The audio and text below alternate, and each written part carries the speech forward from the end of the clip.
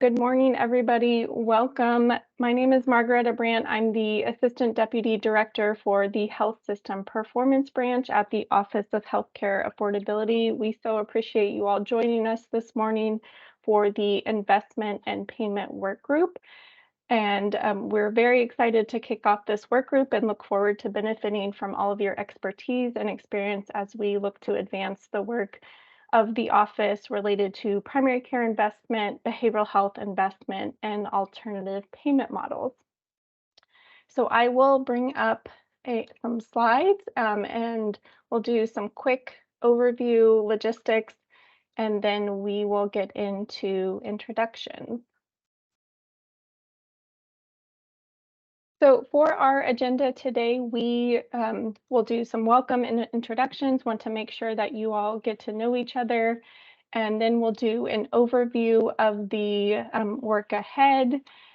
We will also, and then we'll dive into our first discussion, which is an introduction of the components of alternative payment model measurement, reporting, goals for adoption, and standards. So a quick overview of our meeting format. We are virtual only and we'll be using the Teams platform. Hopefully we've worked out most of our kinks, but please let me know if there are any issues. We'll be gathering here for about 90 minutes every third Wednesday of the month. We're hoping to make these meetings interactive with good discussion. So we will be using reaction emojis, breakout rooms, and the chat function. In a few minutes, we'll talk about how to engage each other and other stakeholders on this platform. So turning to welcome and introductions. Before we get started, we wanted to take a few minutes for introductions. We have a relatively large group, so we'll try to do this fairly quickly, and we really look forward to introducing you to other members of the Office of Healthcare Affordability's team, our consultant partners at Friedman Healthcare, and each other. So to start, I will turn it over to Vishal Pagani, the Deputy Director for the Office of Healthcare Affordability. Hi, everyone. My name is Vishal Pagani, Deputy Director for the office. Very excited for the first meeting of this work group. It's been in the works for several months and a lot of important work ahead, and we're really looking forward to the input and recommendations of this work group. The spending targets do get most of the attention, but these provisions for health system performance, primary care and behavioral health, APMs, definitely are kind of the ones that could be transformative for the healthcare system. So we really look forward to seeing getting the input of this group to get those definitions and potential values for the benchmarks for APM adoption and levels of primary care and behavioral health investment. I won't be at every single work group meeting, but I'm going to definitely try to attend as many as I can. So really just encourage everyone's participation and look forward to seeing any of the deliverables that come out of this work group. Thank you. Thanks, Vishal.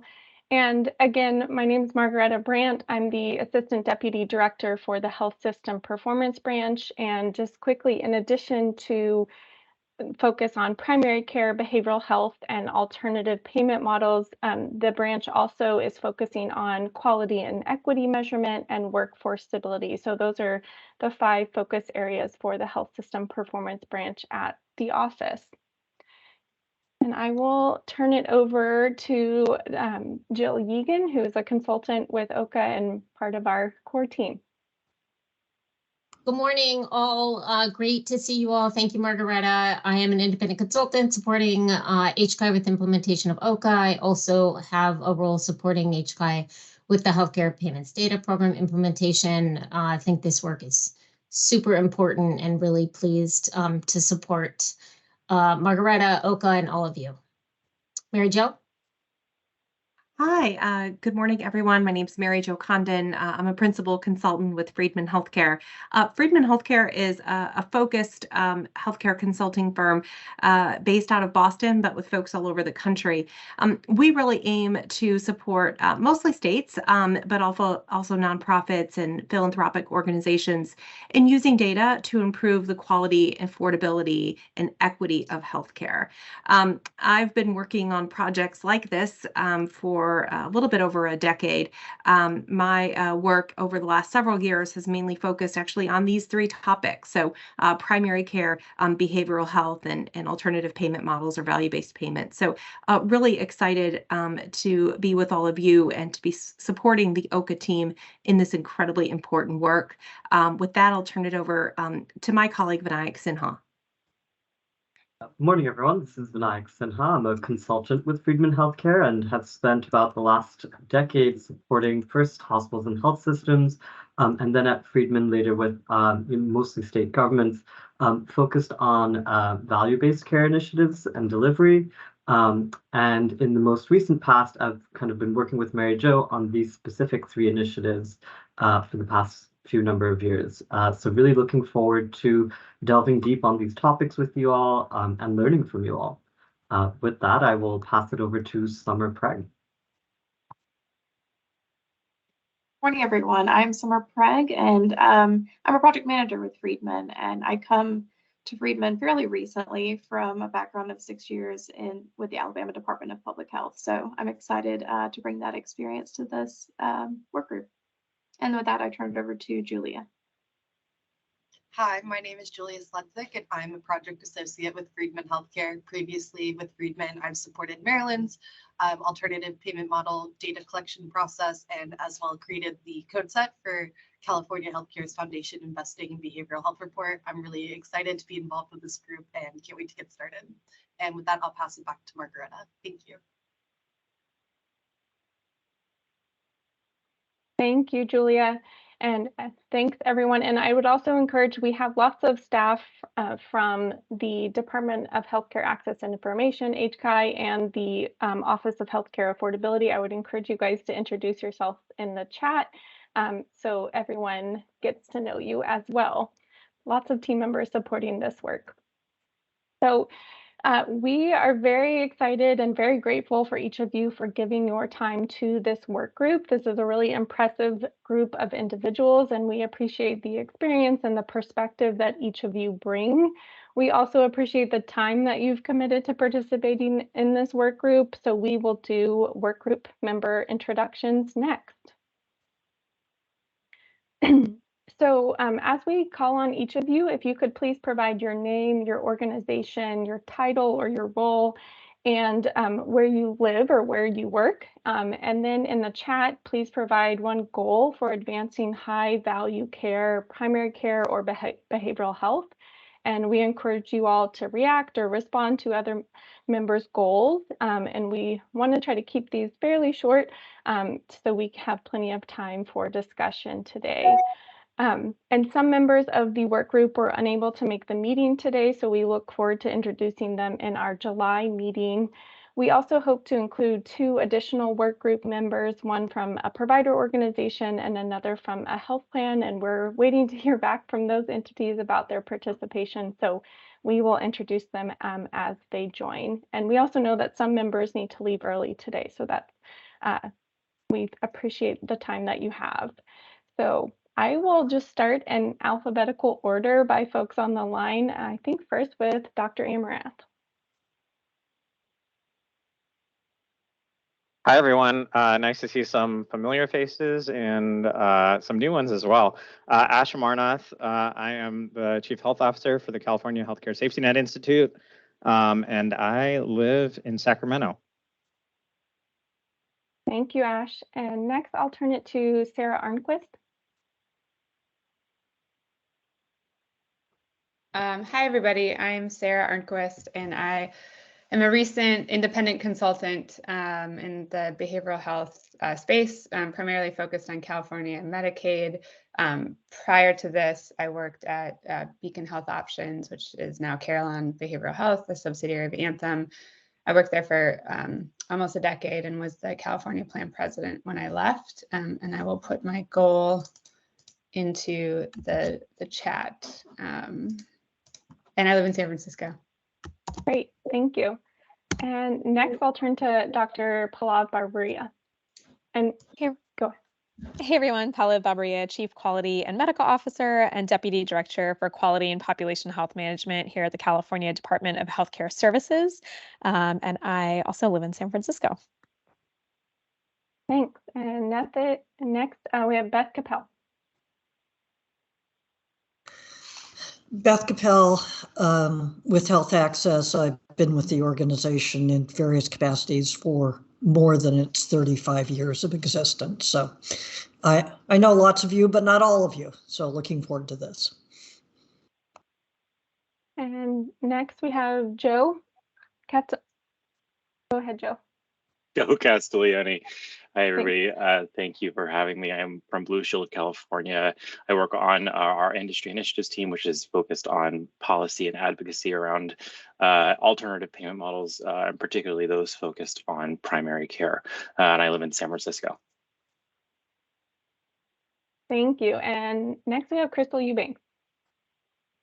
Hi, I'm Crystal Eubanks. I'm the Vice President of Care Transformation at Purchaser Business Group on Health. And, so in that role, I lead all of our kind of portfolio of work with the delivery system, and particularly our California Quality Collaborative program, which is a multi-stakeholder organization that works in the ambulatory care systems. Oh, and I'm in Berkeley. Thanks, Crystal. And next we have Keenan Freeman.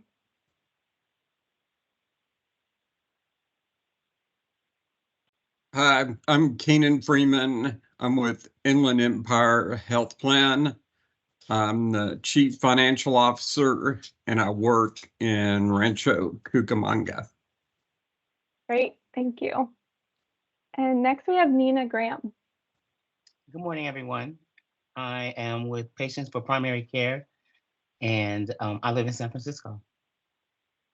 Thank you, Nina. And next we have Dr. Grumbach. Good morning, everybody. Happy summer solstice. I'm Kevin Grumbach. I'm a family doctor and professor of family and community medicine at the University of California, San Francisco, where I live. Thank you. And Dr. Gupta? Sure. Thanks for having me. I'm Reshma Gupta.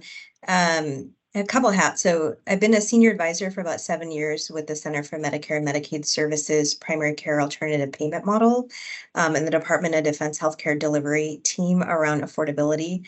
And then I work in my day job out of Sacramento as our Chief of Population Health and Accountable Care, and have run for about a decade a group called Cost of Care, which is a national NGO focused on patient affordability and health system affordability. Thank you. And Paula Jameson. Good morning, everyone. My name is Paula Jameson. I'm the SVP of Population Health Management here at Ultimate Health Services. We service LA and Orange County. I work here in Commerce and live in Long Beach. Great, thank you. And next, Ben Johnson. Hi, everybody. Ben Johnson, Vice President of Policy at California Hospital Association, working from Sacramento. Great. And then Cindy Keltner. Hi, everyone. Cindy Keltner. I'm the Vice President of Health Access and Quality at the California Primary Care Association, and I live in Sacramento. Great. And Dr. Sarah Martin. Good morning. My name is Dr. Sarah Martin. I'm a full spectrum family physician and Associate Program Director of a rural family medicine residency in Mendocino County, 2 hours north of San Francisco, a town called Ukiah. Thank you. And Catherine Phillips. Good morning, Catherine Phillips, representing the California Healthcare Foundation. We work on policy, payment, and practice reforms in California's Medi-Cal program. I am an associate director working on health workforce, primary care investment, and behavioral health integration. I live in San Anselmo, and I work out of CHCF's Oakland office. Great. And next we have Janice Rocco. Hi, I'm Janice Rocco. I am the Chief of Staff at the California Medical Association, a physician membership organization. Thank you. Oh, I'm in Sacramento. Thank you. And Carrie Sanders? Hi, everyone. Carrie Sanders, Senior Policy Director with the California Pan-Ethnic Health Network. We're a statewide multicultural health advocacy organization dedicated to eliminating health disparities. I'm actually based in the Bay Area in Berkeley, but nice to see all these familiar faces, including yours, Margareta. And yeah, I'll put my goals in the chat, but looking forward to today's conversation. Thank you, Carrie. And Dr. Solomon. Good morning, everyone. Adam Solomon. I'm the Chief Medical Officer for the Memorial Care Medical Foundation. We provide all levels of care for patients from Torrance down through San Clemente in Southern California. Great to be here. Thank you. And Dr. Monica Soni. Hi, good morning, everyone. Monica Soni, Chief Medical Officer for Covered California and Chief Deputy Executive Director over the Equity and Quality Transformation Unit here. I'm an internal medicine physician working out of Sacramento and based in Los Angeles. Great. Thank you. Are there any work group members that I missed?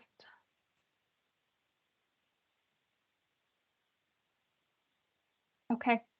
Thank you so much, everyone. We really appreciate it, and nice to see all of your goals in the chat. And next, we will just do a quick kind of etiquette for how we'd like to collaborate during our meetings. A few quick tips for virtual meetings that I'm sure many of you have heard before, such as like muting your microphone when you're not speaking. Using your camera is definitely encouraged. Raising your hand to make a comment or provide feedback. We'll also be using the chat box and the reactions, as I mentioned earlier. We really hope to have you all be present and practice active listening, and we really want to hear your insights and reactions. And also to be respectful of differences in understanding or perspectives. There's lots of different perspectives on this call, and we very much want to respect and appreciate all of those. And this last one is kind of hold the tension between both and thinking rather than either or thinking, to really acknowledge that there are opportunities for us to integrate approaches into a single approach that may take many elements from multiple ideas. And I'd also like to note that there are stakeholders who are not workgroup members who are welcome to join the investment and payment workgroup meeting. So this meeting is, open to public participation. So at various points during the meetings, we will provide an opportunity for these stakeholders to ask questions or offer input or feedback. And we'll consider this feedback from other stakeholders, but we may not always have immediate responses or reactions to all of the feedback, but we very much appreciate any additional feedback.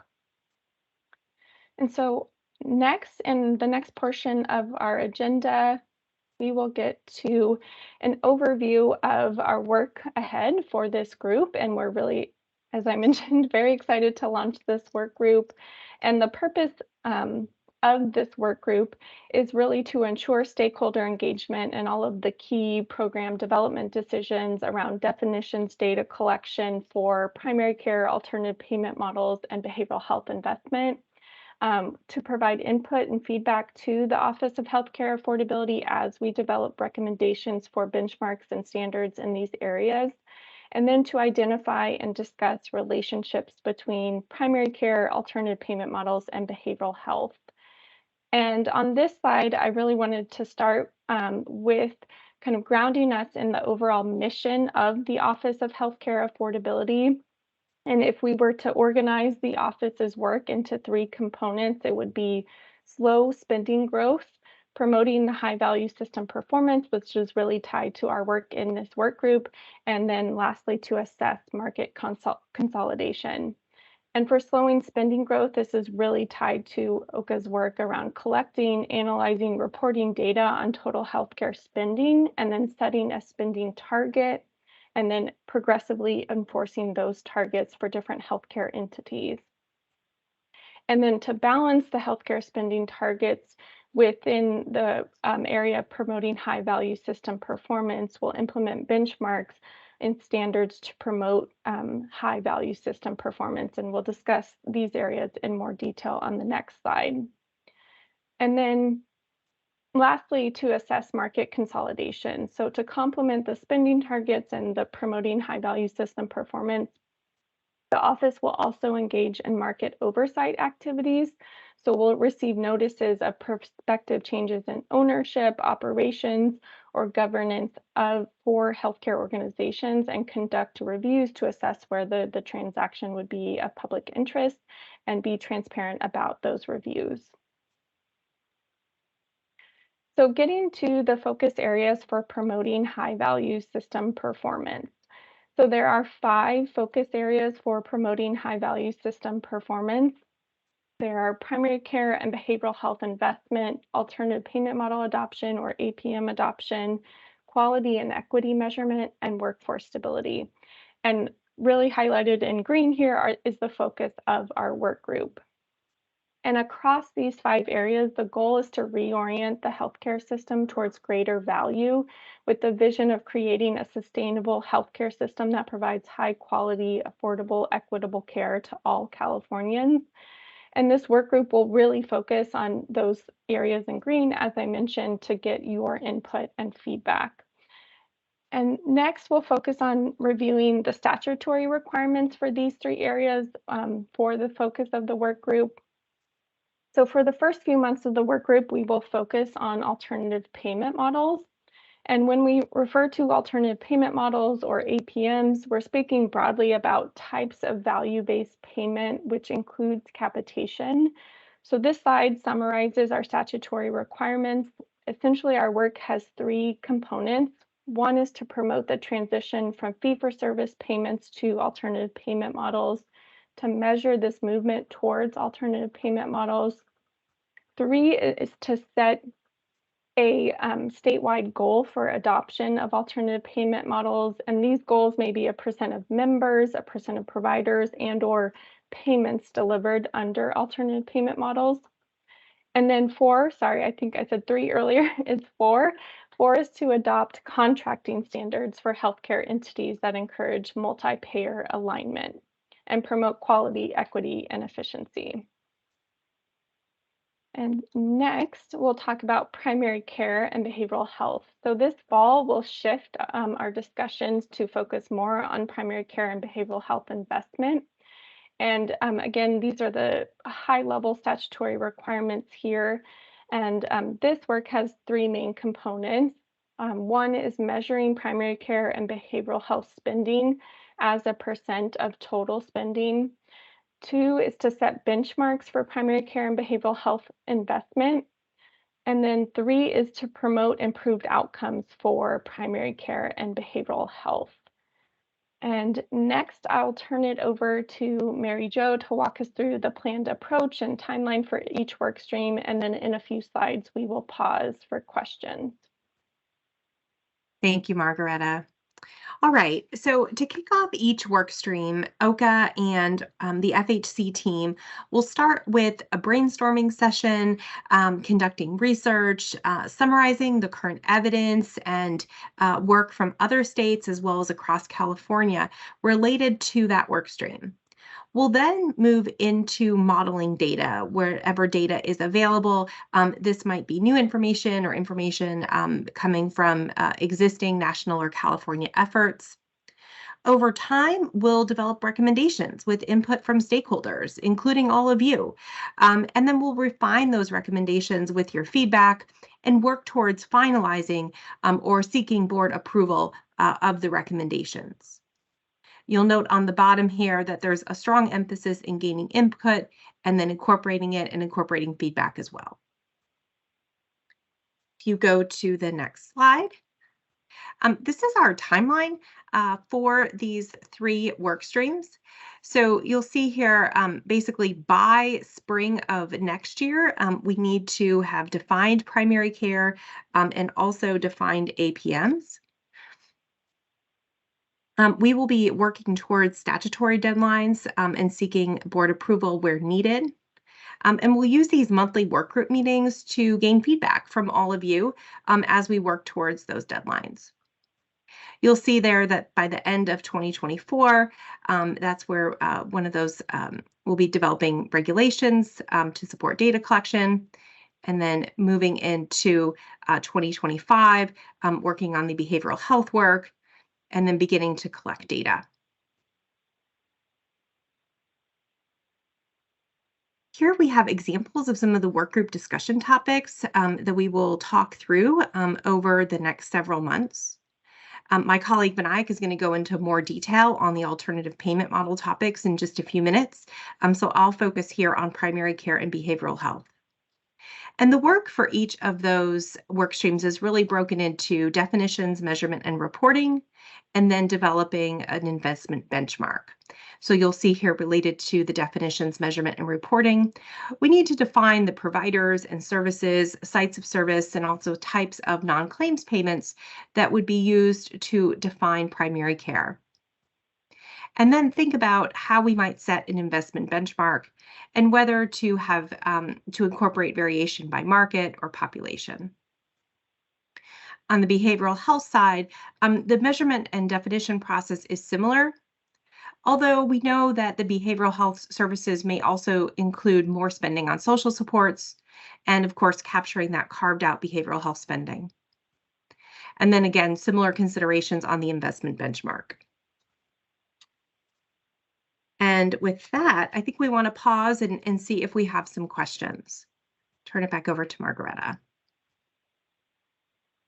Thank you, Mary Jo. Yeah, open it up to questions for from any members of the work group. Any questions or anything you wanted to add? Margaretta, this is Beth. I just wanted to say again that how much we appreciate the staff's recognition of the transformational nature of this work. And to say that those of us who did the initial work of attempting to think through the legislation that you're now referencing, really thought that, particularly with respect to alternative payment methods, that it would take time and experimentation to figure out what works. And I use the word experimentation deliberately to acknowledge that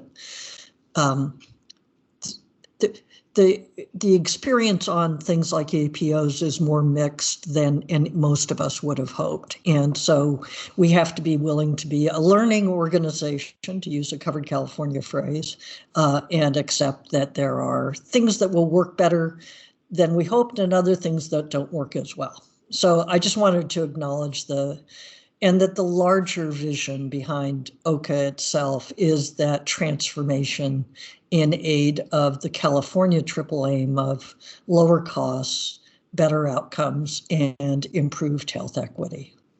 Thanks. Thank you, Beth. Yeah, really appreciate that emphasis. Catherine? Yeah, thanks for that background, Margaretta. A quick question on slide 14, you noted that quality and equity measurement and workforce stability aren't included in this work group's charge. And I was curious, is there going to be another work group tasked with those? Are they being sequenced later? How are you thinking about those? Sure. So for quality and equity measurement, we are working on this internally and kind of moving forward with lots of background work, doing lots of analysis of the measures used across the entire system. And but this work is on a little bit of a delayed timeline because we don't have specific statutory deadlines related to this work. Mm-hmm. So we're really focusing on alternative payment models, primary care investment, behavioral health, and workforce stability currently because of the statutory deadlines, but also don't want to de-emphasize the quality and equity measurement.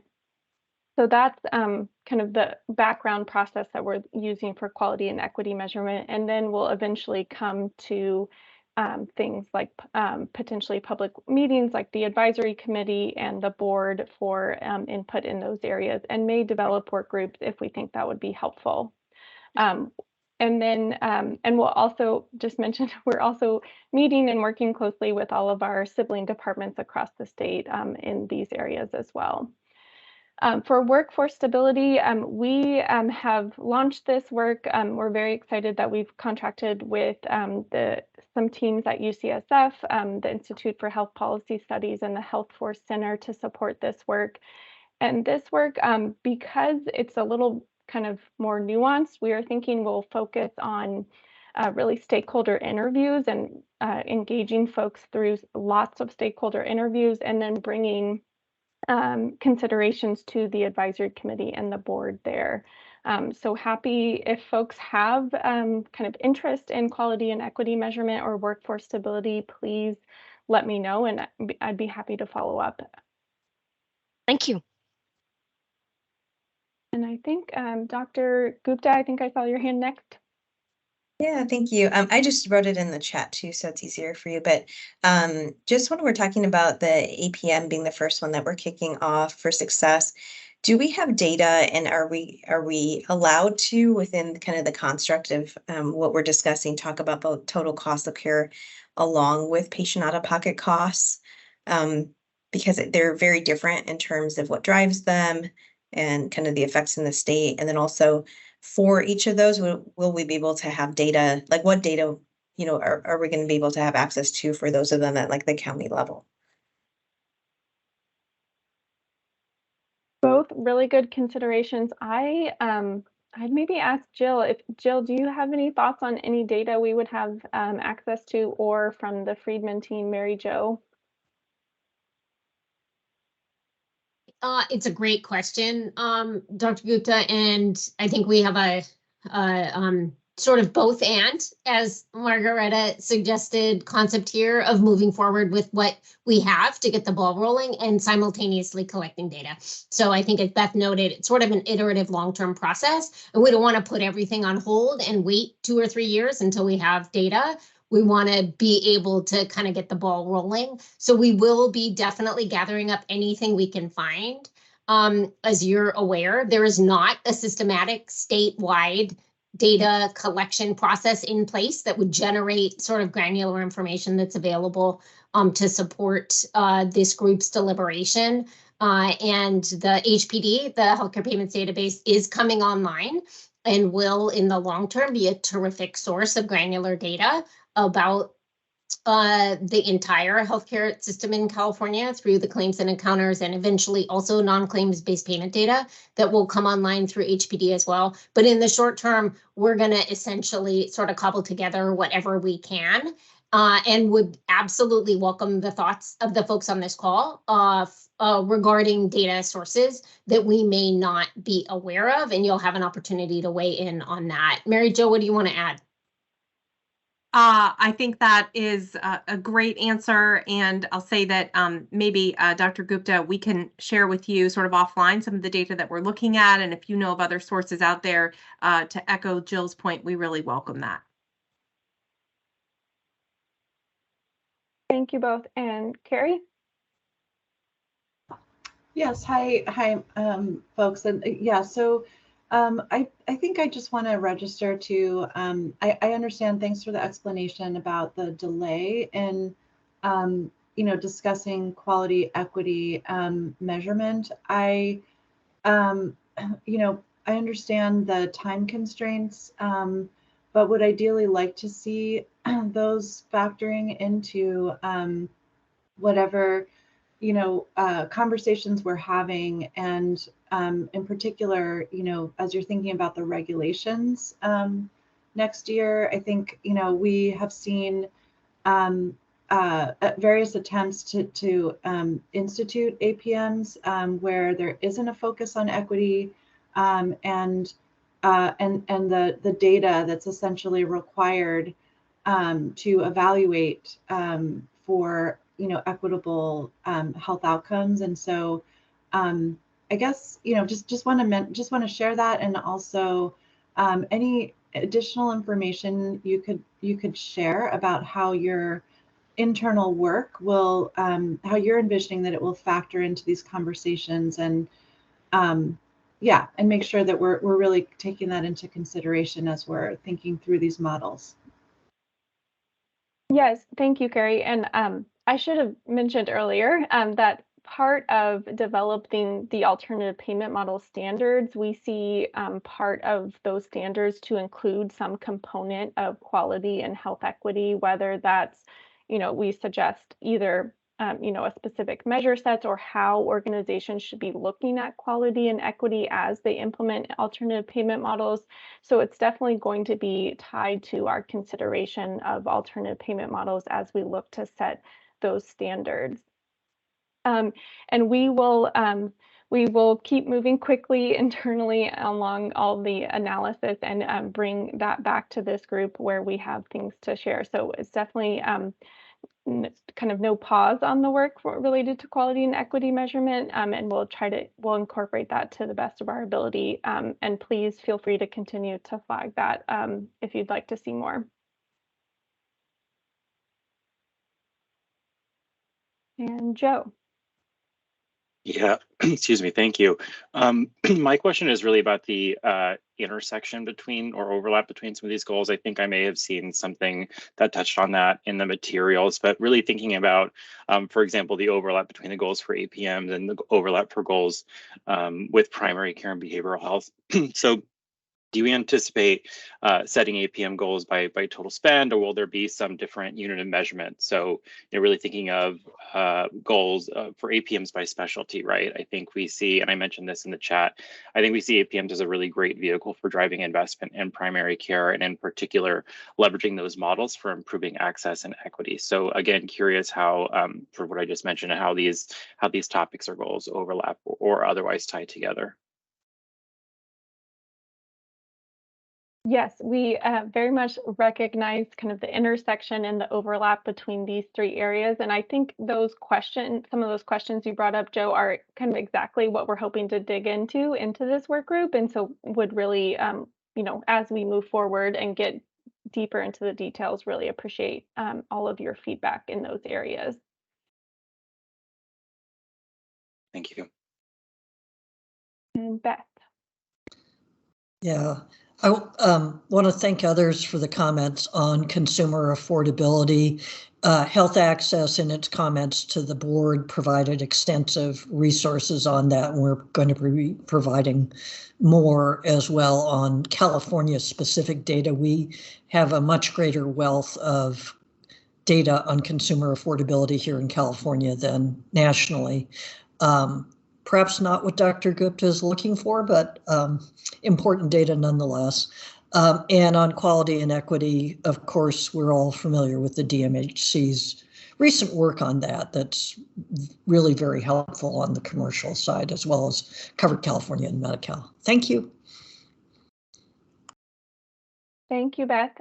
And I think I will open it up to if folks who are not members of the work group have questions or anything they wanted to share. Feel free to raise your hand and I will do my best to unmute you. And I'll give it a minute or so.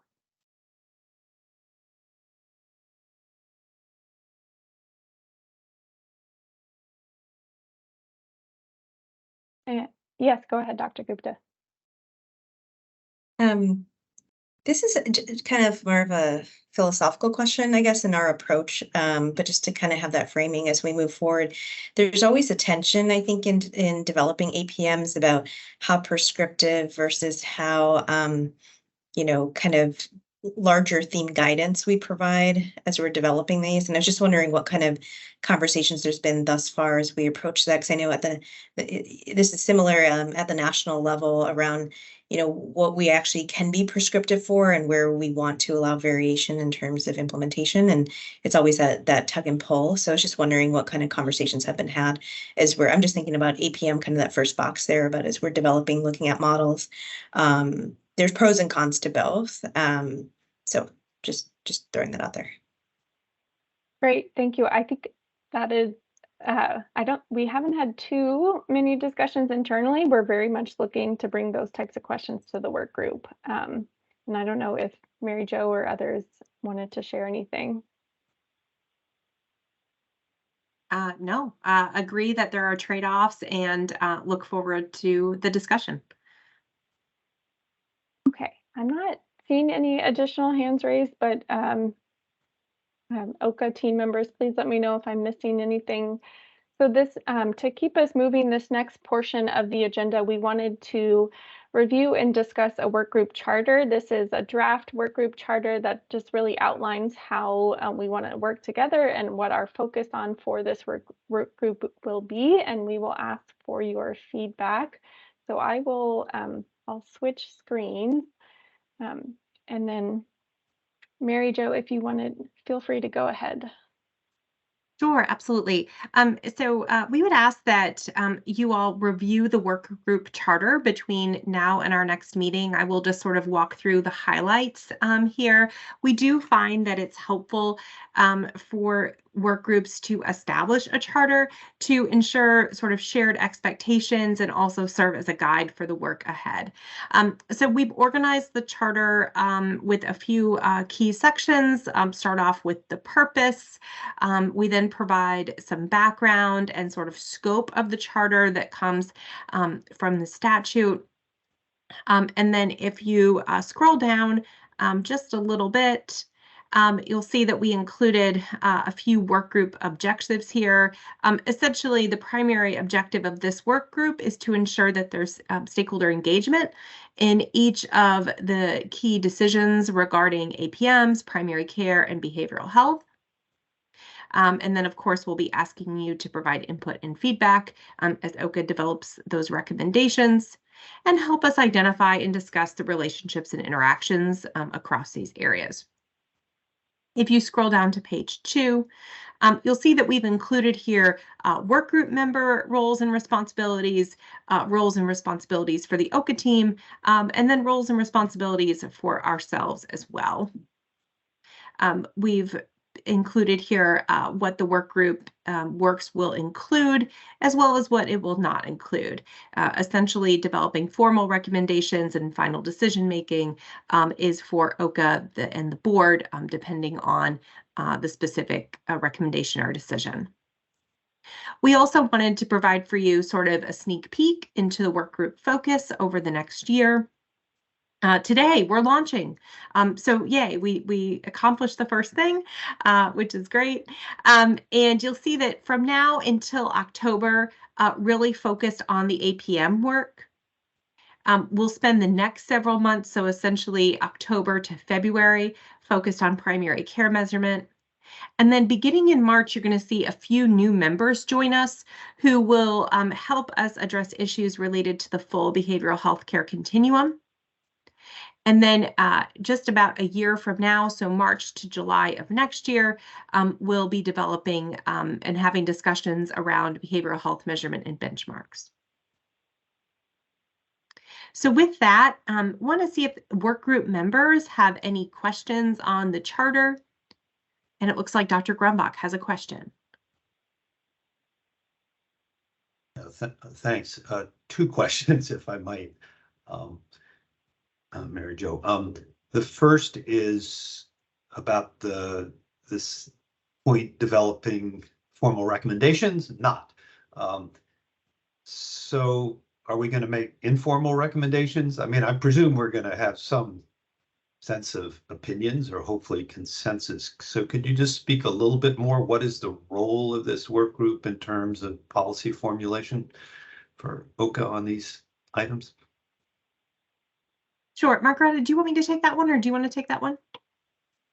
Sure, I can start, and OCA or Friedman folks feel free to jump in. We're really looking for this work group to provide us feedback and guide us as the office makes recommendations to the board. So the office's recommendations will very much be informed and by this work group. So it's the responsibility of the office to make formal recommendations to the board, and then for many of these areas, the board has approves some of the areas, such as the goals on alternative payment models and the benchmark for primary care and behavioral health spending. So we're looking for this work group to very much inform and offer us expertise and guidance as the office develops those formal recommendations and then presents them to the board. Okay. That's helpful. Thanks. If you might indulge me then with my second Sure. question, but maybe almost then a recommendation. You sequence this in the timeline you're showing here, Mary Jo, with sort of the first chunk is alternative payment models, then moving to primary care and then behavioral health. I sort of want to harken back to a comment Beth made where I think the alternative payment models is going to be tricky, right? Because you're about to give a presentation, I think, that shows there's very mixed evidence about the yield of those. On the other hand, primary care spend, there's so many states moving forward there. There's a whole developing, network on definitions for measuring primary care spend. Would you all be willing to consider accelerating the primary care spend measurement activities so it overlaps a little bit with the APM? Because at the very least, I think we could get moving on, what are the definitions out there that we could start to compile, get some sense of maybe best practices from other states that are further along. So that would be my suggestion. I don't know. I can't speak for other work group members, but I'd love to see us not wait till October to start talking about primary care spend definitions. No, thanks so much, Dr. Grumbeck. I really appreciate that. I'll give you sort of a little bit of background into our thinking. So the first thing I'll mention is that, behind the scenes, all of that work on primary care measurement is active and ongoing. And so it is beginning before October. It's just sort of thinking about the sequencing of our work group conversations.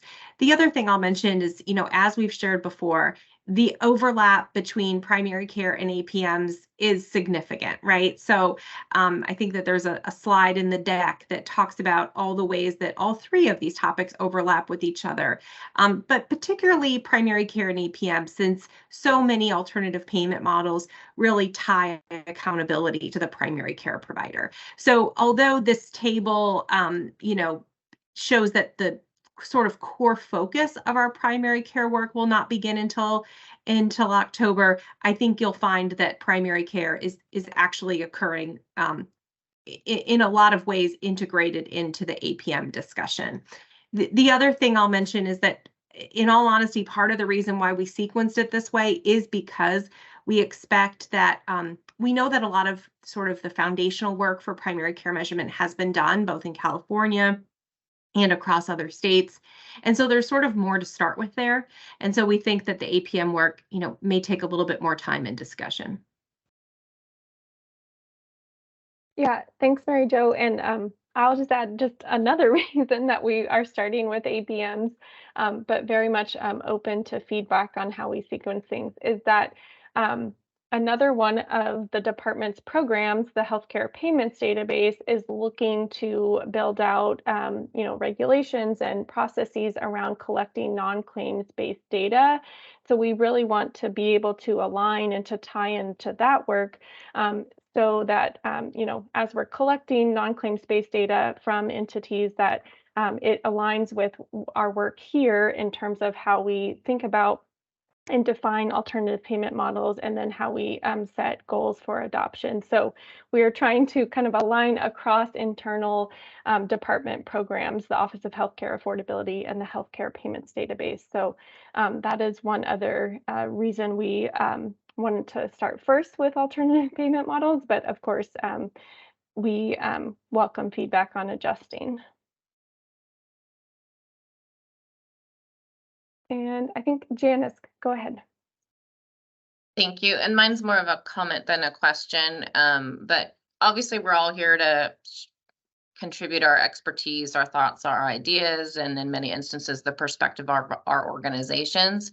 I would ask that for those topics where you think we might need to reach out to some swath of our membership, even if it's a handful of folks, before a particular discussion, that we know that in advance of a particular meeting, whether it's something where we know, in July that we want to talk about a particular thing in August, where we might want to reach out to some of our members, or, if it's just something where a week in advance that you might need a particular type of feedback, that would be helpful, I think, to those of us who have members who might be able to provide insights that would differ from things that we might know ourselves. Janice, thank you. I really appreciate that. In a former life, I worked for a membership organization, so I totally get it.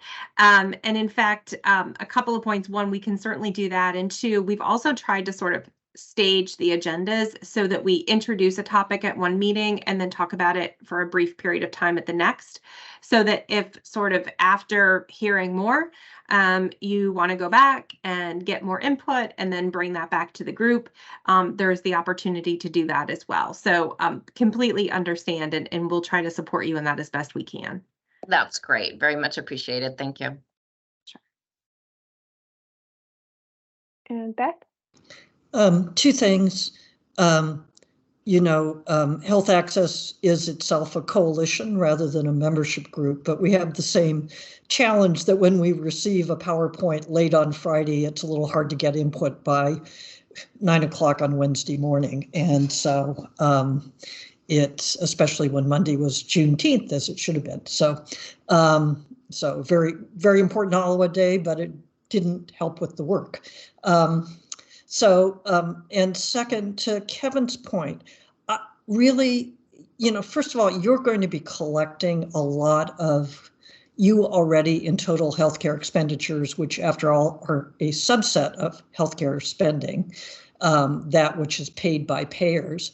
You're going to be collecting a whole lot of capitation information already. This is different than what the HPD is doing. And there are states that have spending commissions, cost commissions that do not have APCDs. And so I do think it's going to take something like a decade to get to try to experiment with alternative payment methods and try. But between Kaiser Permanente and risk-bearing organizations and other forms of capitation that already exist in the California market, we've already got a lot. You're already going to be collecting a lot of information on spending under capitation. And I think moving forward on primary care somewhat more quickly, given the work that's been done in other states, should commend itself to you. Alternative payments models, methods are going to be, it's an iterative process over a decade. It's not going to happen. It's not going to be all done by December of next year. It's just not.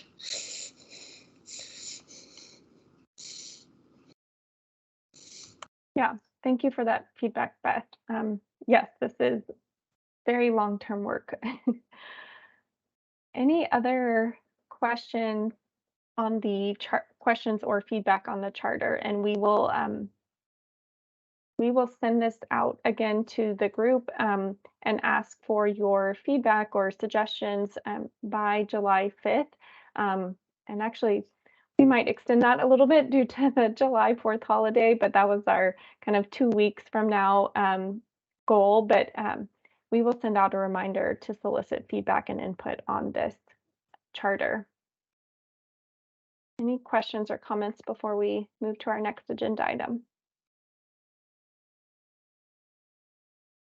Okay, I will switch back, and I think with our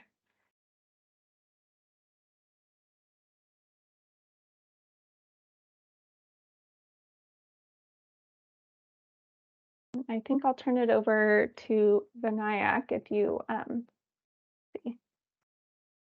Sure, thanks, Margareta. So I think this is the part where we're all kind of talking about the various aspects and facets of APMs, and I'm excited to dig into some of those with you. And so to kind of kick us off, wanted to do a little bit of level setting and get us started on our APM topics. So if we could move to the next slide. Great. All right, so alternative payment models, or often is what we're referring to these days, is also value-based payments, incent delivering the right care to the right people in the right setting. To do this, payers and providers consider the level of financial accountability each entity holds, and appropriate incentives for meaningful progress on quality, equity, or efficiency. APMs include many public and private models. To standardize these classifications, CMS and some of the large public and private payers came together to form the Healthcare Learning and Action Network, HCP-LAN. The HCP-LAN established a framework with categories based on the level of risk taken on by the provider. We'll take a look at that in just a second. The framework is often supported by more nuanced subcategories and definitions based on stakeholder input. And part of our work today will be to do that. Part of our work in this work group will be to think about that as well. While the framework is used in a number of states, payers, and providers, there are kind of a couple of different ways value-based payments are categorized. If you've been following the board meetings, they've been discussing a different way as well, the Milbank method. OCA is charged with promoting the adoption of APMs because stakeholders recognize that traditional fee-for-service system is not necessarily flexible enough to accommodate innovation in high-value care delivery, and that fee-for-service incents providers to do more, not necessarily to do better. Part of this is that the movement to APMs from fee-for-service has generally been slow, with fee-for-service payments making up about 40% of payments from 2017 to 2021 nationally, according to HCP-LAN surveys. In California, there's a stronger capitation market, as we've mentioned in this work group, though care for about 36% of members was still paid by a fee-for-service in 2021 in the commercial market. So as we continue to think about this, let's take a look at that HCP-LAN framework on the next slide. Here's an overview of that framework. You'll see that there are 4 main categories: fee-for-service with no link to quality and value, what we would call traditional fee-for-service payments, fee-for-service with a link to quality and value. These are potentially payments for infrastructure, payments for reporting or performance on different metrics that measure and measures. APMs built on a fee-for-service architecture. Here we're really thinking about those total cost of care accountability models with shared savings and or potentially shared savings and downside risk. And then population-based payments would be the last category. And these includes those various types of capitation and all the way to that integrated finance and delivery system. All right, let's talk about what's been going on nationally on the next slide. So as we think about national APM adoption, it's been a little bit slower than folks have generally hoped. Over the last 5 years, that percentage has hovered in fee-for-service payments has hovered around 40%. And a small portion of payments have moved from that category 2 to categories 3 and 4 that typically involve a little bit more risk for the providers, as we talked about that continuum earlier. All right, and what is the impact of that? And that's what we'll get to on our next slide.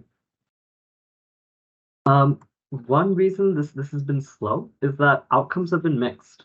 As folks mentioned earlier, there are a lot of different types of models. This graph in particular shows a recent review of 30 different CMS Innovation Center APMs.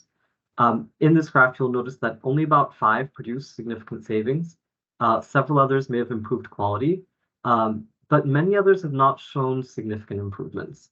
And so we really hold this as part of our understanding as we think about what that impact on care delivery and cost might be, which we'll get into a little bit on the next slide.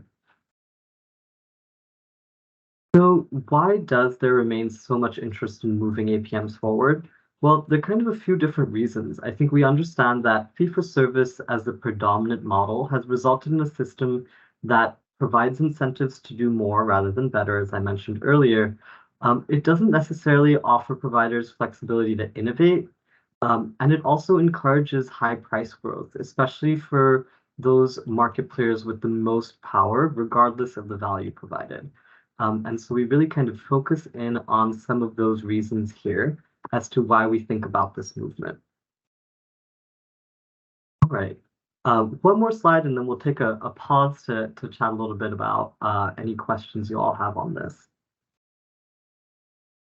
And so what we're really looking to do is to kind of really work throughout the measurement of APMs to track progress toward quality, value, and equity goals and gain some better insight into what's working and what is not.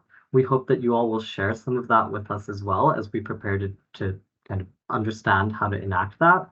The next part is something that I've heard a lot of folks talk about today already, which is really understanding how to develop that golden model that we all wish existed.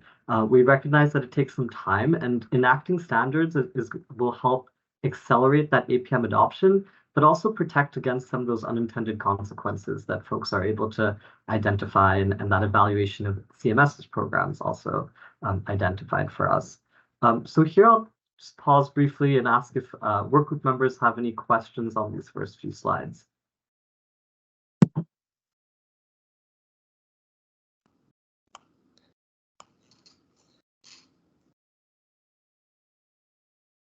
Go ahead, Beth, jump in. Yeah, I was just gonna appreciate seeing the national data, but we know California is so different, especially on this. Do we have, or are you, is there data being developed that's California specific, or, you know, we're just in a different world than New York. That's all I can say. Agree, Beth, different world in New York. We are looking at the data that IHA's Atlas has put forward and has available for 2021. That's part of what we discussed, is that stat on, 36% of members in California are still being paid via, or still have care delivered to them via a fee-for-service payment model. So we're looking at that, and I believe, as we were chatting earlier, folks mentioned that there may be additional data that you have access to, or that you'd be able to point us towards and share. And we're always, happy to take a look at that. And that'll inform some of our conversations in the next couple of months on what statewide goals might look like as well. Yeah, not just, we're about to hit 95 or 97% of Medi-Cal being in managed care and paid at least at the plan level on a capitated basis once we move the last group of undocumented Californians into Medi-Cal managed care. So that, we're just in that, plus Kaiser, plus the RBOs, we're just such a different world than the national experience. So. Yeah, Beth, I would just add here that I think we know that there's a prevalence of capitation across California, but I think we've also heard anecdotally, and maybe we have more evidence related to this, that even if you're capitated at the provider organization level or the RBO level, the primary care providers or the providers may not be paid capitation or population-based payment. So we're kind of trying to, we want to think about that, and how do we kind of dig deeper into, like, how are we actually paying, teams that deliver care, rather than how are we paying only the RBOs or the provider organizations or the facilities. Yeah, this is a much longer, deeper conversation, but we had a lot of providers taking full risk back in the 90s, and bankruptcies were the result. And so there's a reason why we're in a world where lots of providers don't take only professional risk, if they take risk at all. And I think that's going to be one of our ongoing themes on this. Is we've already done a lot of experimentation in California, and some of it not very happily from anybody's perspective. Yeah, thank you. Carrie?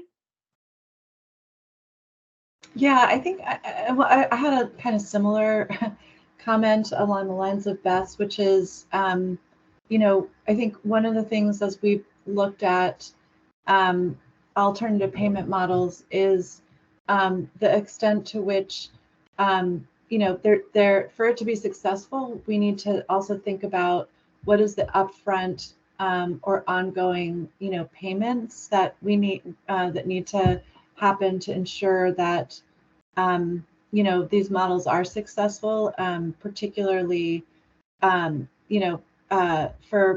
smaller providers or providers that are serving patients with high social risk. So I look forward to the conversation, and I just want to be mindful of some of the factors that I think Beth has raised about the investment and sort of, upfront investments.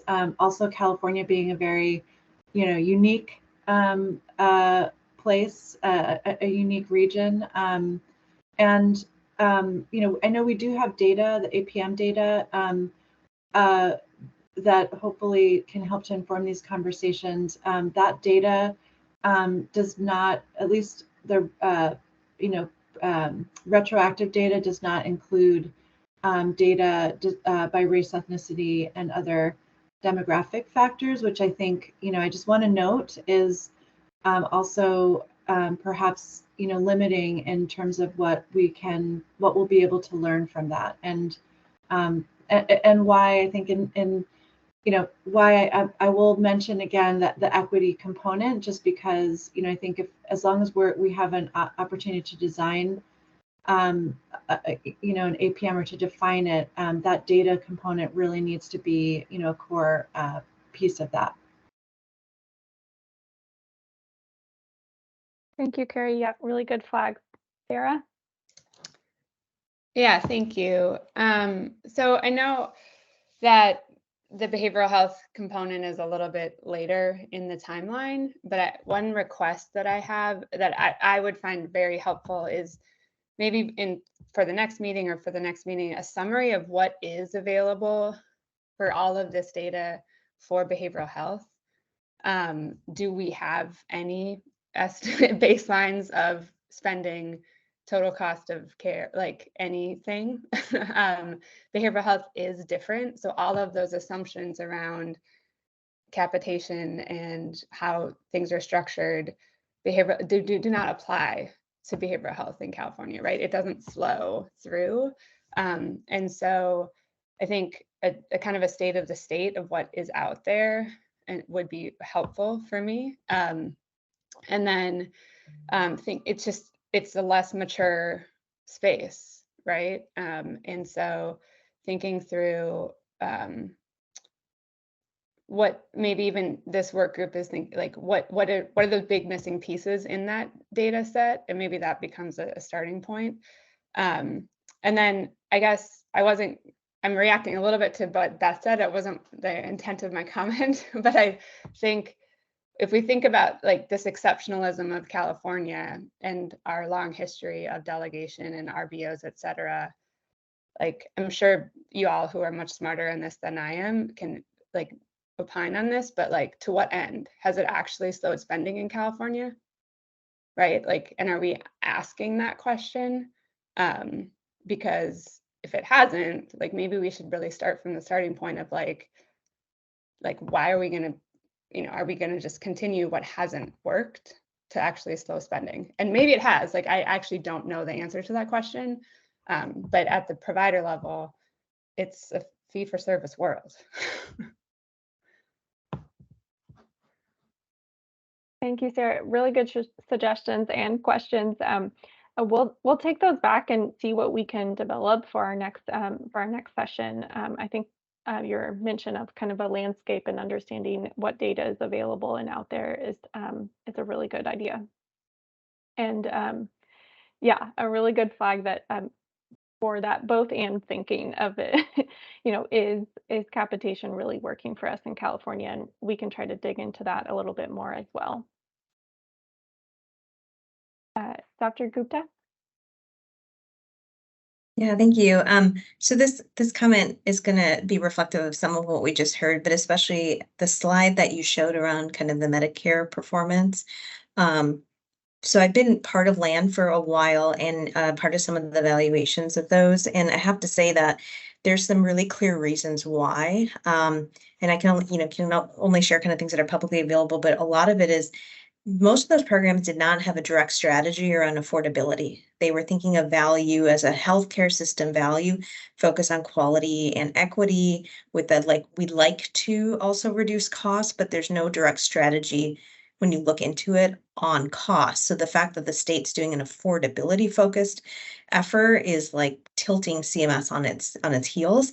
So I think that's just a comment on that, but a couple questions to link into. There's other things that I think came out of that those evaluations of why they didn't work. And so one is actually a directive strategy around costs. And then, again, those questions come up about, are we talking about total costs? Are we talking about patient out of pocket? Because it's totally different strategies, totally different drivers, and one actually hurts the other. And so the issue of equity, I think we have to pull into our goals, like how much of that are we pulling in? Because many strategies that go on total cost of care are going to hurt patient and patient equity, and we have to just be thoughtful about that.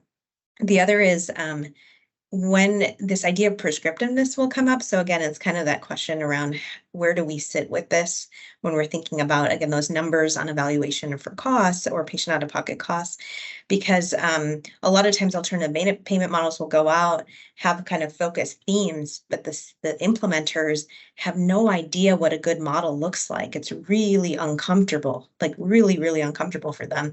And so there's a lot of pushback, which I'm totally fine with and do that work in my day job, so I get that. But I think part of that is that thing around prescriptiveness. There's a certain amount, if we're pushing folks how to do it, how much are we willing to be a little bit more prescriptive if we know that the audience doesn't have a vision of what may work? So I think that comments on someone else's here. And then one other comment is I totally get and fully agree to get started with what we have and kind of iterate as we go. But the other question is, how much alignment will we have with the data team, or that kind of back and forth? The reason being is that Milliman is a great option in terms of understanding both sides of the cost, the patient and the total cost of care, but it takes time to actually do a really, really good spend evaluation across the state. So those early places where we have that is going to be helpful, but a lot of the story is in commercial and in Medicare, and making sure that we're going to have data to kind of go across that, because a lot of the APM success is going to be, are we targeting the right things? And I can say a lot of CMS, what they target was not a focused strategy on those specific high items on an affordability framework. They were more on a quality framework. So just throwing out some comments and questions that I think would be the crux of success, or kind of repeating the history for the state.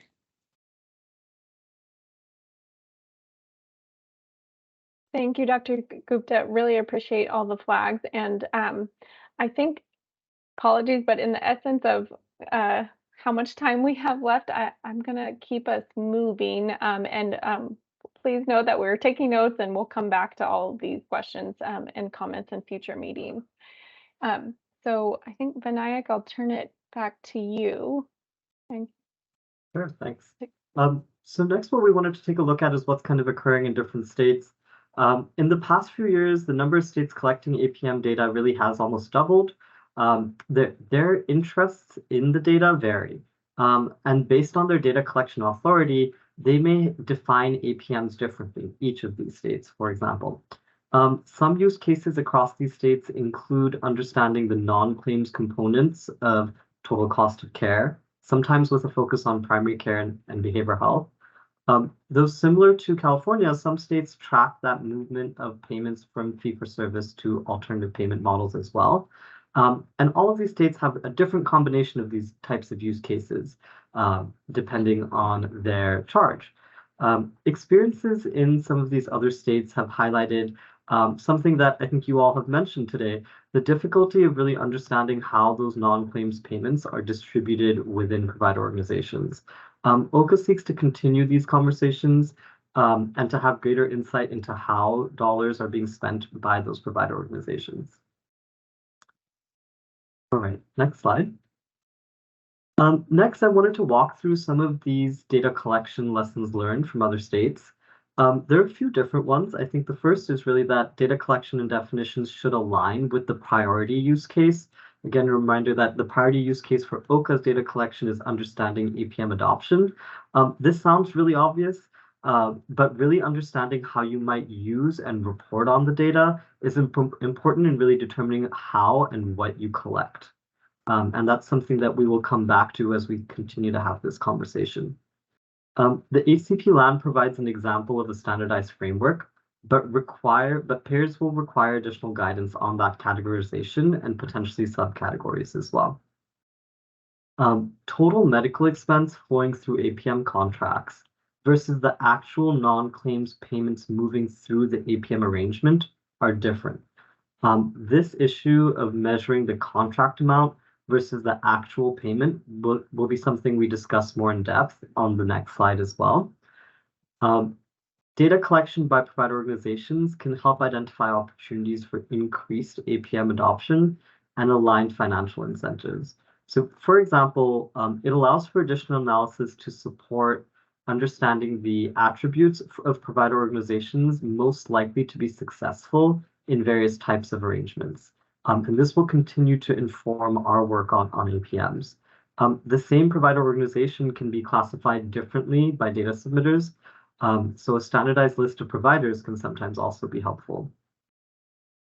Payers often don't know how dollars were spent inside the provider organization, as we've mentioned, and contract structure may not align with provider compensation models. So just because a payer has a value-based contract doesn't mean that provider compensation is based on that value. There's also no guarantee that the dollars earned for primary care quality or other value-based payment goals went back to the provider who actually generated that value. So another piece for us to wrestle with. And payments are typically finalized 6 to 9 months post the experience period, so information is typically a little bit more dated than claims data. All right, next slide. What we like to highlight is, what are some important pieces of information that we can get that are not discussed as frequently? So there's some very valuable information that we see reported not as frequently. The first is that piece on the actual value of non-claims payments moving through an APM arrangement, or what we might call the dollars at risk. So for example, a payer-provider contract could be for $100 million, but only actually include $1 million at risk for meeting performance metrics or receiving incentive payments. So we want to understand both of those pieces to really understand what's going on. Another piece is the attributes of the provider organizations that are engaging in APMs. So that means, size, geography, ownership, organization type. That type of information can be used to develop a better understanding of the types of organizations engaging in these models, and then over time, the attributes of those who are actually successful in the models as well. The last piece listed here is that variation in total cost of care, quality performance by payment model type, etc. What models are generating the most value and how is value being defined? I think this gets to that question of, okay, we're in a lot of capitation models, and what does that really mean? What does that mean for value in the state? Before we move on, any kind of thoughts on the past couple slides where we've talked about, what's going on in other states, the lessons learned, and the pieces we like to really think about a little bit more deeply?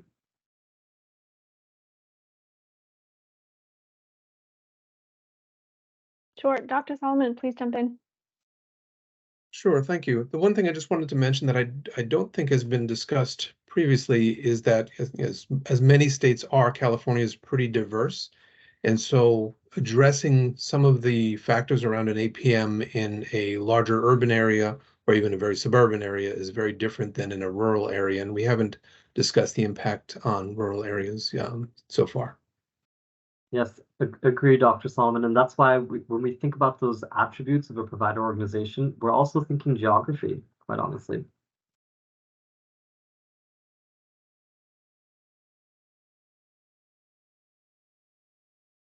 Right. Dr. Soni, Monica? Yeah, sorry, just a question. Can you clarify if through HPD there is the intent to get non-claims payments? Yeah. And Jill, anything you want to add there? Yes, there is absolutely. And process wise, the current underway is a data collection information gathering process, which will then lead to a regulatory process. And we're targeting data collection in 25 for the ability to begin reporting in 26. We understand that is not the same as tomorrow, but these things take time. So that towards what Margaretta said earlier, the importance of alignment in the data collection sort of buckets that are used and the approach taken to what the request is, what the template is, what the data layout is that goes out to gather that information I think the hope would be that the data collection approach would align. Beth? Yeah, just to add to this on the organization type, we have in California the delegated medical group model, but we also have emerging integration of physician organizations with health systems. And so I think as we're thinking about this, we're going to need to be precise about, are we, to put it simply, are we talking about doctors or hospitals or both? And what else is in that? What else is in that bucket? And I would say my observation over the last 30 years is that you can have part of an organization be capitated and then other parts be paid on a fee-for-service basis. For example, it was really common for a while to capitate primary care, but not specialty care. And so, but it has evolved and it has varied by California's a big place, San Francisco is about the size of Rhode Island in terms of population. So the degree of variation we have, and San Francisco we think of as a pretty small county. The degree of variation we have in California is pretty remarkable, to Dr. Solomon's point. Yes, thanks, Beth. And I just got the flag that we have about 5 minutes left, so I'll turn it over to Vinayak. Sure, thanks, Margaretta. I think that this is a point that we all were hitting on a little bit earlier. Wanted to take a minute to point out that overlap between APM's primary care and behavioral health. We've talked about kind of proactive team-based care in primary care, which is typically supported by non-claims payments. This includes potentially integrated behavioral health care provided in the primary care setting. APM accountability typically ties back to primary care providers. And the last piece here is, the COVID-19 pandemic really highlighted the need for additional behavioral health access across the nation, particularly in California.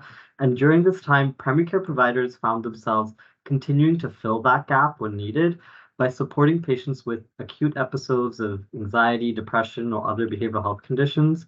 And so addressing medical and behavioral health together really enables the providers to holistically support their patients' care needs before directing them to additional resources. So this is where we really see that intersection across all three of these work streams. And next, we wanted to talk about kind of some considerations for California.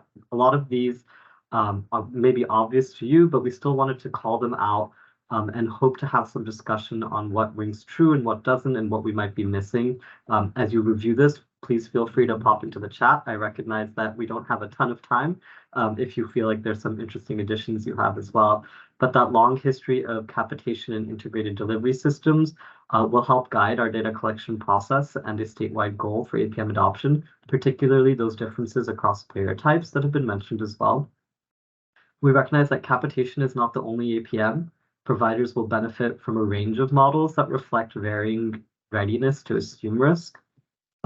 Existing public and private purchaser contracting requirements have shown potential for alignment. I know folks were asking about alignment with, Medi-Cal APM models.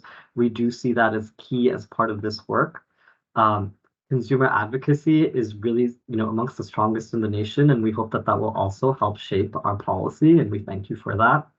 And then the understanding that geographic variation in APM adoption, as Dr. Solomon mentioned, will really help us understand the health equity impact and give us some important pieces to consider regarding the size and the different healthcare markets in California.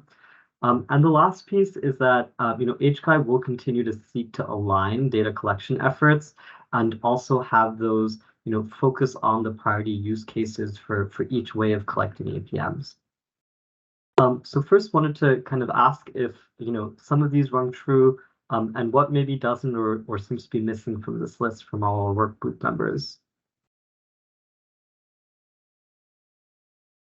Catherine? Sure. And I mean, a couple quick reactions. I think they all ring true. Two, I want to bring up in particular the idea that part of the value APMs have is their flexibility. That's absolutely true. I think what we've observed is also value in having the funding be prospective, that it's available in advance. That's what's really required for a practice to make infrastructure investments, whether it's in HIT or in new types of workforce. I want to be sure that prospective element is highlighted and that it's predictable. And I thought you called out well this idea of 2 foots in the canoe or 2 canoes or whatever it was, but the idea that there's this sort of transition. In additional to amount, what is also really important to practices is the perceived permanency of it, that it's not just for 2 years or 3 years, it's not just a pilot, but that it's really a permanent change that they can rely on and bank on to make those types of changes in their practice. So I think those are just 2 really important elements as we think about sort of which APM models to prioritize. And we think about the type of timeline and transition pathways that are required for all practices, but particularly small ones, rural ones, and had seen a lot of chat to that effect as well. Thanks, Dr. Grumbach. Yeah, and Vinayak, what's the correct pronunciation of your name, please? Vinayak. Vinayak, thank you for clarifying. No, I think you laid these out very well, and I think they follow up so much for all the comments you've been hearing on spoken and in chat. It's this ironic situation, right, where California in many ways was ahead of the country in capitated models and, managed care. And yet when you peel away some of that, you find it's still very retro in how it actually plays out in organizations. I mean, this really hit home for me working in one of my roles at UCSF, population health along the lines of Reshma's position at UC Davis. And it's like, oh, we have these network HMOs that we contract with, and now they're doing ACOs. And it's like, well, wait a minute, if we already have an HMO, why do we now need a accountable care organization? Aren't we already in an alternative payment model? And it turned out, again, in the network model ACO, they pay the hospital by a fee for service, either per diem, maybe it's a DRG, but then they do capitate a medical group, an IPA. But I'd say the vast majority of medical groups then compensate their individual clinicians or small practices through a largely RVU-based fee for service mechanism. And then there was no global sense of total expenditures for that HMO population that could be allocated. And so then you see, okay, that's what the ACO is trying to do. But I do think that's part of what we're going to have to do is the landscape of just, mapping out maybe some prototypical existing payment models and really see how the money flows from the premium collected by a plan to how it goes to the hospital sector, how it goes to the professional side. Are there organizations where it's much more integrated like Kaiser, but even then, how does it play out? And to really understand, because you can talk about an alternative payment model, but you stop from how it's going to do payer to an organization, you're actually not capturing the true impact of what the payment is, how it's playing out at the frontline level. And then particularly Catherine's last comments about then does it mean anything different to let's just say a primary care practice, and not if it's like largely you're seeing RVU-based payment with a little bit of an end of the year shared savings bonus based on quality and total expenditures. It's not a very predictable or fundamentally transformed model of how you're experiencing payment. So I think that may be part of our work right in the beginning here. Maybe Vinayak, you've already started to do that, but it's complicated, right, to disentangle how this all flows. Yeah. Sorry, that's a long-winded thing, but it is complicated. It's definitely quite complicated, and I'm excited to see all of the feedback and discussion. I know we're over time, and I don't want to keep folks too long. So I will just try to quickly wrap us up. In terms of looking ahead today, we started with that APM overview and background. Outside of the work group, we'll dig into stakeholder interviews on APMs, and then in July, we'll dig into alternative payment model measurement and reporting and getting to a little bit more detail on the goal for adoption. And then in August, we will discuss the purpose and the goals of the contracting standards, and then bring back that stakeholder interview input to the work group. So it sounds like we have a very interested work group membership, and we're very excited for all of your feedback today. And of course, we will take feedback and suggestions offline. So feel free to email me with any thoughts you have related to, our process and our schedule. And then we'll also solicit your feedback on the work group charter as well. I'll just, if folks have a few more minutes, I know folks probably have to leave, but any more work group member feedback or questions, and then also any questions or comments from the broader stakeholder group. Sure, Dr. Solomon? Sure, just a quick question, and apologize if you actually answered this already. On the stakeholder interviews, is that the members of this group? Is it a subgroup? Is it some other group? How is that defined? Sure. So we are looking to engage folks outside of this work group. So we, as we've mentioned, California is a huge place, lots of different perspectives. So we're looking for additional perspectives that we don't have covered in this work group, and we're really hoping to get your feedback during this work group. We're mostly focusing on folks outside of the work group to really make sure we're getting lots of different perspectives. Catherine? Yeah, there were a number of questions posed under APM discussion topics we didn't get to today. If we have thoughts, do you want us to email you? Are we going to pick these up at our next meeting? How are we going to process those? Yes, we will focus on those kind of sequentially in our next few meetings. And if you have thoughts for questions that are missing or things you want to expand on in those discussion topics, please feel free to email me. Thank you. Okay, any questions from other work group members or from the broader public? If you, I think, please raise your hand and I can unmute you, or feel free to type a question in the chat. Okay, thank you so much for participating, and thank you for staying over. Next time we'll make sure to work in more opportunity for discussion, and really appreciate all of your input and feedback and your commitment to this work group. Thank you so much.